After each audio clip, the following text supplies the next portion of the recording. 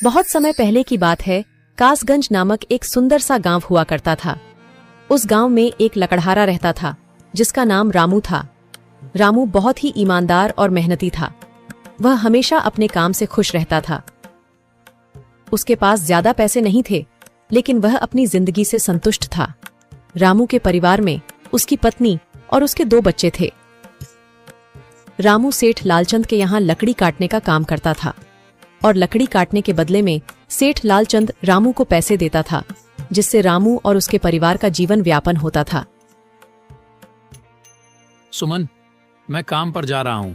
आज बहुत देर हो गया है, तो तुम बच्चों को स्कूल छोड़ आना। जी, स्कूल तो मैं छोड़ आऊंगी, लेकिन मोनू और चिंकी पिछले 2 दिन से कह रहे हैं कि उनके स्कूल की टीचर स्कूल की फीस मंगा रही है। हाँ, तो जाकर दे आओ ना स्कूल की फीस। अजी कहाँ से दूं? आप जो पगार लाते हैं उसमें मुश्किल से तो घर चल पाता है। अब उतनी सी तनख्वाह में मैं बच्चों की फीस का इंतजाम कैसे करूं? अजी मैं एक बात आपको साफ साफ कह देती हूँ, आप सेठ लालचंद जी से पगार बढ़ाने की बात कहिए। दिन पर दिन खर्च बढ़ता जा रहा है।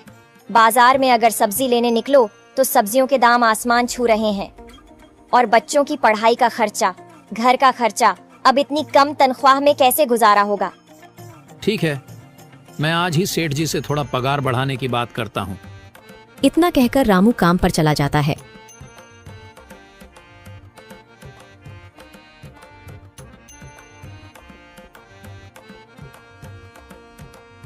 अरे भाई, आज तो पगार का दिन है।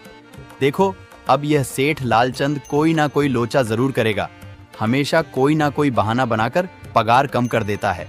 और अगली बार तो मेरी आधी पगार काट ली थी, यह कहकर कि जो मैंने लालचंद जी से 200 रुपए उधार लिए थे, उसका ब्याज बढ़कर 1000 रुपए हो गया है। इसलिए मैं तुम्हारी पगार में से 1000 रुपए काट रहा हूँ। हाँ हरिया भाई, तुम एकदम ठीक कह रहे हो। ये सेठ लालचंद ना एक नंबर का चालाक और लालची इंसान है। एक तो दुगुना काम ले लेता है और बदले में पैसे भी पूरे नहीं देता। हाँ भाई, मेरे भी अगली बार सेठ लालचंद ने पगार काट लिए थे। मैंने बस 2 छुट्टी ली थी जब मेरी बिटिया बहुत बीमार थी, और इस लालचंद ने इस बात का फायदा उठाकर मेरी पूरी आधी पगार काट ली। हे भगवान, बस सेठ जी इस बार मेरी पूरी पगार दे दें। बच्चों के स्कूल की फीस भी भरनी है। ऐसे सभी लकड़हारे अपने काम पर लग जाते हैं। काम करने के बाद सेठ लालचंद के पास जाते हैं। सेठ जी, महीना पूरा हो गया है, हमें हमारी तनख्वाह दे दीजिए। देखो भाइयों, अभी मेरे पास तुम्हें देने के लिए पैसे नहीं है। अभी माल नहीं बिका है, सारा माल गोदाम में ही पड़ा हुआ है। कल या परसों तक तुम्हें तुम्हारी तनख्वाह मिल जाएगी। पर सेठ जी, अभी हमारे पास बिल्कुल पैसे नहीं बचे हैं। घर का भी सामान लाना है, बच्चों की फीस भरनी है। अरे मैंने कहा तो सही, 1-2 दिन और रुक जाओ, कल या परसों तक पैसे मिल जाएंगे। अभी मेरे पास पैसे नहीं है। सभी लकड़हारे निराश मन से अपने अपने घर आ जाते हैं। अजी क्या हुआ? इस बार कितना पगार मिला है? सुमन, अभी कोई पगार नहीं मिला। सेठ जी ने कहा है कि 1-2 दिन में पगार मिल जाएगा। पगार नहीं मिला? आपको तो पता है ना, बच्चों की फीस भरनी है। इनकी स्कूल टीचर ने आज साफ साफ चेतावनी दे दी है कि अगर कल फीस नहीं लाई तो बच्चों को घर पर ही बिठा लेना। अब बताओ मैं क्या करूं? मैं क्या करूं सुमन, ये सेठ जी समय पर कभी पैसे देते ही नहीं है।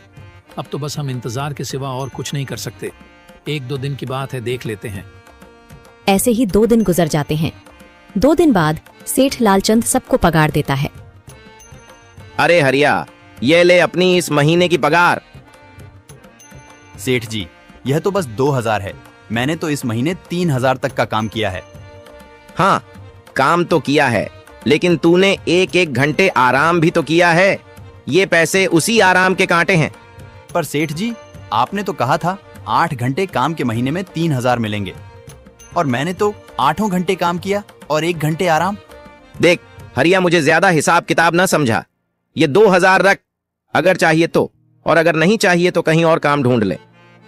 बेचारे हरिया के पास उन पैसे को लेने की सिवाय और कोई रास्ता नहीं था। हरिया चुपचाप वह पैसे रख लेता है। रामू, ये लो तुम्हारे 2500 रुपए। पर सेठ जी, 2500 क्यों? मेरे तो पूरे 3000 बनते हैं ना। मैंने तो कोई छुट्टी भी नहीं की और ना ही कोई आराम। मैंने तो अपना सारा काम समय पर किया है। हाँ, समय पर तो किया है, पर इस समय बाजार में लकड़ियों का दाम काफी सस्ता हो गया है। इस वजह से अभी तुम्हें भी पगार कम ही मिलेगी जब तक लकड़ियों का दाम नहीं बढ़ता। पर सेठ जी, बात तो 3,000 की हुई थी ना, अब 2,500 में मैं कैसे घर चलाऊंगा? बच्चों की स्कूल की फीस भी भरनी है सेठ जी। इस बार आप पूरे पैसे दे दीजिए। 2,500 ही मिलेंगे तुझे। यहाँ काम करना है तो कर, वरना कहीं और काम ढूंढ ले। बेचारे हरिया के पास उन पैसे को लेने के सिवाय और कोई रास्ता नहीं था।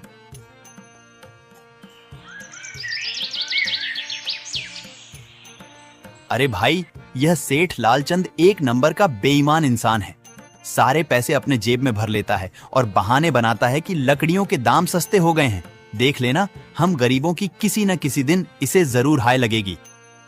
नहीं हरिया, ऐसे नहीं कहते। वह हमारे अन्नदाता है। आखिर उन्हीं के वजह से तो हमारा घर चल रहा है।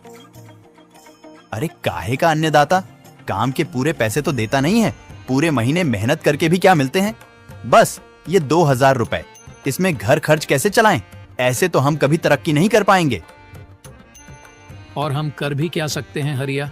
हमें लकड़ी काटने की सिवा और कोई काम कहाँ आता है? और कोई काम खोलना भी चाहे तो उसके लिए हमारे पास इतने पैसे कहाँ हैं? अब जो भी हो, हमारा तो बस ये सेठ लालचंद ही सहारा है ना। कुछ देर बातें करने के बाद अपने घर की ओर निकल पड़ते हैं। जी आ गए आप। कितनी पगार मिला है? सुमन, इस बार सेठ जी ने बस 2,500 रुपए ही दिए हैं। बस 2,000? इतने में कैसे घर चलाएंगे? बच्चों की फीस में ही 1,000 रुपए निकल जाएंगे। फिर 1,500 में क्या क्या करेंगे? अब मैं क्या कहूँ सुमन, अब तुम्हें इसी में ही गुजारा करना होगा।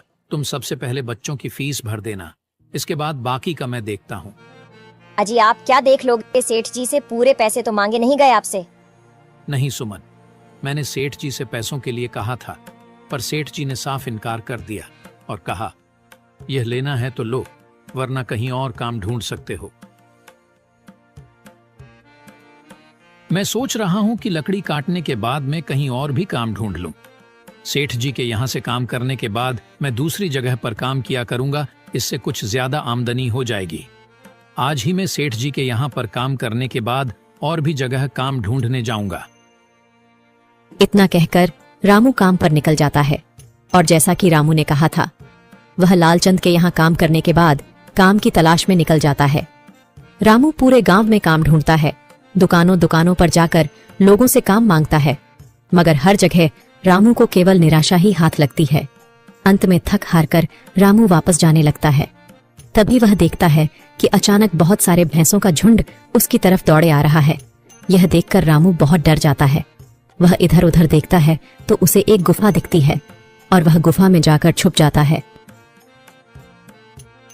जब भैंसों का झुंड वहां से निकल जाता है तब रामू की जान में जान आती है। हे भगवान, आज तो बाल बाल बच गया मैं, वरना आज तो मैं इन भैंसों के पैरों तलों तो कुचला ही जाता। पर यह मैं कहाँ आ गया? रामू यह सब सोच ही रहा था कि तभी उसकी नजर गुफा में रखी एक टोकरी पर जाती है। रामू उस टोकरी के पास जाता है। ये कैसी गुफा है? ये कैसी टोकरी यहाँ पड़ी है? इसे मैं घर ले जाता हूँ, सामान रखने के काम आ जाएगी। रामू जैसे ही उस टोकरी को हाथ लगाता है, गुफा में से एक आवाज आती है, रुक जाओ, इसे छूने की कोशिश मत करो। यह आवाज सुनकर रामू एकदम पीछे हट जाता है। तभी गुफा में एक जिन्न प्रकट हो जाता है और वह रामू से कहता है, कौन हो तुम और मेरी गुफा में क्या कर रहे हो? मुझे माफ करना, आप जो भी हो। कुछ भैंसों का झुंड मेरे पीछे पड़ गया था और उनसे बचने के लिए मैं इस गुफा में आकर छिप गया और फिर मेरी नजर इस टोकरी पर गई। माफ कीजिए, मुझे लगा यहाँ कोई नहीं है तो यह टोकरी किसी की नहीं होगी, इसलिए मैंने इसे छुआ। रामू, तुम्हें डरने की जरूरत नहीं है। मैं तुम्हारे बारे में सब जानता हूँ। मेरी नजर एक बार भी जिस पर पड़ जाती है, मैं उसका इतिहास अपनी खुली आंखों से देख सकता हूँ। पर आप है कौन और आप इतने विचित्र क्यों दिखाई पड़ रहे हैं? आप अपना परिचय दीजिए। कौन है आप? मैं एक जिन हूँ और मैं कई सालों से इस गुफा की रक्षा कर रहा हूँ। यह गुफा मेरे पूर्वजों की है। इस गुफा में केवल वही इंसान घुस सकता है जिसका मन बिल्कुल पवित्र हो। अगर तुम अपवित्र होते तो तुम इस गुफा में कभी नहीं घुस पाते। तुम एक सच्चे इंसान हो, इसलिए तुम इस गुफा में घुस पाए और इस टोकरी को छू पाए। अब तुमने इस टोकरी को छुआ है तो यह टोकरी तुम्हारी हुई। नहीं, मुझे ये टोकरी नहीं चाहिए, मैं तो बस देख रहा था। डरो मत रामू, तुम ये टोकरी ले जाओ। ये कोई साधारण टोकरी नहीं है, बल्कि यह जादुई टोकरी है। जादुई टोकरी? क्या यह वही जादुई टोकरी है जिसके बारे में हमारी दादी कहानी सुनाई करती थी कि किसी गांव में एक जादुई टोकरी हुआ करती थी और वह सबकी इच्छाएं पूरी करती थी? हाँ रामू, ये वही जादुई टोकरी है। अब तुम इस टोकरी के मालिक हो। तुम इसके इस्तेमाल से अपनी स्थिति सुधार सकते हो, पर याद रखना, तुम जो भी वस्तु इस टोकरी में एक बार डालोगे वह चीज ही तुम्हें बार बार इस टोकरी में डालनी होगी। इसके अलावा तुम और दूसरी कोई चीज इस टोकरी में नहीं डाल सकते। अगर तुमने ऐसा किया तो इसका परिणाम तुम्हें ही भुगतना होगा। मेरी इस बात को हमेशा ध्यान में रखना और सोच समझकर बिना लालच किए इस टोकरी में वह ही सामान रखना जिसकी तुम्हें जरूरत हो। रामू टोकरी को लेकर घर आ जाता है। सुमन, ये देखो, ये मैं क्या लेकर आया हूँ। क्या लाए हो आप? बस ये एक टोकरी। सबसे पहले यह बताइए, आप तो काम की तलाश में गए थे ना, तो कोई दूसरा काम मिला कि नहीं? नहीं। अरे सुमन, मेरी पूरी बात तो सुनो। ये कोई ऐसी वैसी टोकरी नहीं है, बल्कि यह एक जादुई टोकरी है। रामू सुमन को वह सारी घटना के बारे में बताता है जो उसके साथ हुई। अच्छा, तो आपका कहने का मतलब है कि इस टोकरी में हमें कोई ऐसी चीज डालनी होगी जिसकी हमें सबसे ज्यादा जरूरत हो। हाँ सुमन, हमें सोच समझकर ही इसमें कोई चीज डालनी होगी। रामू थोड़ी देर सोचता है, फिर उसका ध्यान उन लकड़ियों पर जाता है जो एक बार उसने सुमन को रखने को दी थी। सुमन, तुम्हें याद है, एक बार मैं जंगलों में लकड़ियां काटने गया था तो मुझे एक चंदन की लकड़ी मिली थी और वह मैंने तुम्हें लाकर दे दी थी। हाँ, दी तो थी। तो तुम उस लकड़ी को ले आओ। हम उस चंदन की लकड़ी को ही इसमें डालेंगे और उस लकड़ी से अपना एक व्यापार शुरू करेंगे। सुमन चंदन की लकड़ी को ले आती है और उसे टोकरी में डाल देती है। वह जैसे ही चंदन की लकड़ी उस टोकरी में डालते हैं, उसमें कई सारी लकड़ियां आ जाती हैं। अरे वह, यह तो चमत्कार ही हो गया। ये देखिए, कितनी सारी चंदन की लकड़ियां हो गई। अगर आप इसको बेचेंगे तो इससे काफी अच्छे पैसे मिलेंगे। हाँ राधा, मैं कल सुबह बाजार जाकर इनको बेच आऊंगा और जो पैसे मिलेंगे उससे हम अपने मोनू और चिंकी के स्कूल की फीस भर देंगे और बाकी बचे पैसों को संभाल कर रख लेंगे। अगले दिन रामू लालचंद सेठ के यहाँ काम पर न जाकर चंदन की लकड़ियों को बेचने के लिए बाजार की ओर निकल पड़ता है। वहाँ पर रामू चंदन की लकड़ियों को बहुत ही कम दामों में बेचा, जिसकी वजह से आम लोगों के साथ साथ बड़े व्यापारियों ने भी रामू से चंदन की लकड़ियां खरीदी। लकड़ियों को बेचकर रामू को काफी अच्छे पैसे मिले। पैसों को लेकर चंदन घर आ जाता है। ये देखो सुमन, उन लकड़ियों को बेचकर मुझे कितने सारे पैसे मिले हैं।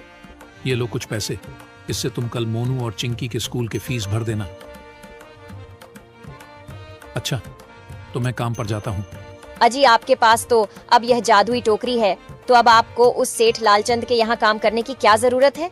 हाँ सुमन, मैं सेठ लालचंद जी के यहाँ काम पर नहीं जा रहा, बल्कि मैं तो वहां पर जो काम कर रहे बाकी के लकड़हारे हैं उन्हें ये खुशी की खबर देने जा रहा हूँ, क्योंकि सेठ लालचंद जी से मेरे साथ साथ वह लकड़हारे भी बहुत परेशान थे। इसलिए अगर मेरा भला हो रहा है तो क्यों ना मैं उन सभी का भला करूं। वह सभी बहुत ईमानदार लकड़हारे हैं, वह सभी बहुत मेहनत से काम करते हैं, मगर लालचंद ने कभी भी उनको उनकी मेहनत के सही पैसे नहीं दिए। इसलिए मैंने सोचा है क्यों ना मैं उनको अपने इस काम में शामिल कर लूं। हाँ जी, बात तो आपकी बिल्कुल सही है। अगर आप सभी लोग एक साथ मिलकर काम करेंगे तो हम सब बहुत जल्द ही तरक्की हासिल कर लेंगे।